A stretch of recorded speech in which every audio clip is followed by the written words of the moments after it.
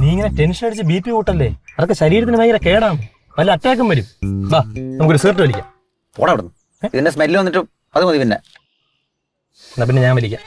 ഒരു റിലേഷൻ അങ്ങോട്ട് സെറ്റ് വരുമ്പോഴേക്കും ബ്രേക്കപ്പ് എന്നൊക്കെ പറഞ്ഞാ എന്തൊരു വൃത്തിയായിട്ട അവസ്ഥയാടാ. ഇതെന്തെങ്കിലും കാരണം ഉണ്ടെങ്കിൽ ഓക്കെ, ഇത് ചുമ്മാ. എന്താണ് അവള് പറയുന്ന റീസൺ? എടാ ഒന്നുമില്ലടാ, ഞാൻ ഭയങ്കര ഓവർ പോസസീവ് ആണ്, ഓവർ കെയറിങ് ആണ്, ഞാൻ അവളെ വല്ലാണ്ട് ഇന്റർഫിയർ ചെയ്യുന്നത്ര. എടാ ഈ ഓവർ കെയറിങ്ങും മറ്റേ ഓവർ പൊസസ്റ്റും ഒന്നും കുഴപ്പമില്ല, പക്ഷെ ഇടയ്ക്കിടയ്ക്കുള്ള ഇന്റർഫിയർ അത് ബുദ്ധിമുട്ടായിരിക്കും. അവള് വിളിക്കുന്നുണ്ട്.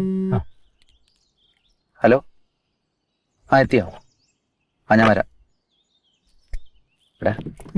അവളെ എത്തി, ഞാൻ പോയിട്ട് വരാം. അല്ല നീ അവിടെ എന്താ പറയാൻ പോന്ന്? എനിക്ക് ബ്രേക്കപ്പ് പറ്റൂലെന്ന്.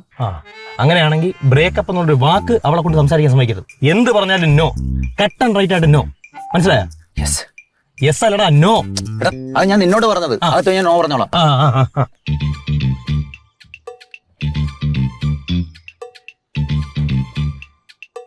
എന്താവോ?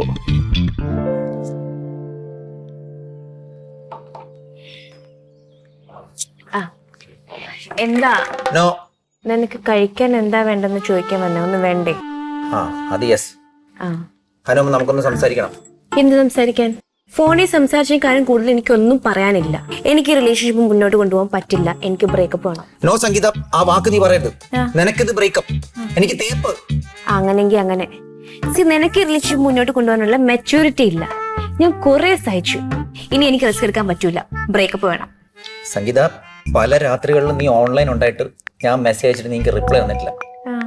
അതിന് ഞാൻ പണ്ടത്തെ പോലെ വഴക്കുണ്ടാക്കാറില്ലല്ലോ, ഉണ്ടോ? എല്ലാം പോട്ടെ, ഞാൻ അയക്കുന്ന വോയിസ് മെസ്സേജ് ഒക്കെ നീ കേൾക്കണമെന്ന് എനിക്കറിയാം. തുടങ്ങി. ഞാൻ നോക്കി ഇൻഫോയില് ബ്ലൂടിക്ക് ഉണ്ട്. ഇതെല്ലാം പോട്ടെ, ഇന്നലെ രാത്രി നിന്നെ ഞാൻ പല പ്രാവശ്യം വിളിച്ചു. അപ്പോഴൊക്കെ നിന്റെ phone speaking to someone else എന്നായിരുന്നു. അത് 1-2 വട്ടമല്ല, 43 വട്ടം. നിന്നോട് ഞാൻ വല്ലതും ചോദിച്ചോ? ഇത്രയും നല്ല എന്നെ കുറിച്ചാണ് നീ പറയുന്നത്? ഭയങ്കര ടോക്സിക് ആണ് കേട്ടോ. ടോക്സിക് അല്ലേ? അടിപൊളി. ഇത്രയും വലിയ വെയിറ്റ് ഉള്ള വാക്ക് ആരാണ് സംഗീതത്തിന്റെ വായിലേക്ക് തിരികെ കയറ്റിയത്?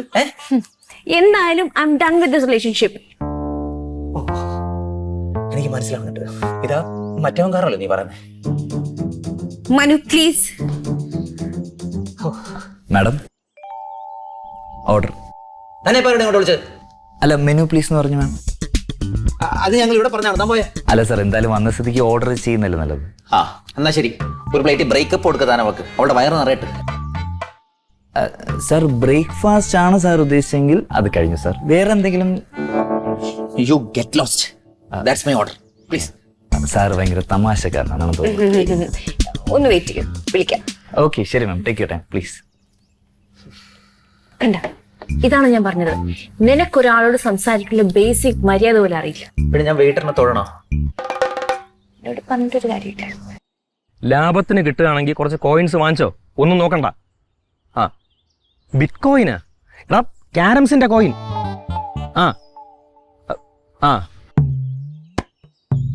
ഞാൻ വിളിക്കാമേ, ഒരു മിനിറ്റ്.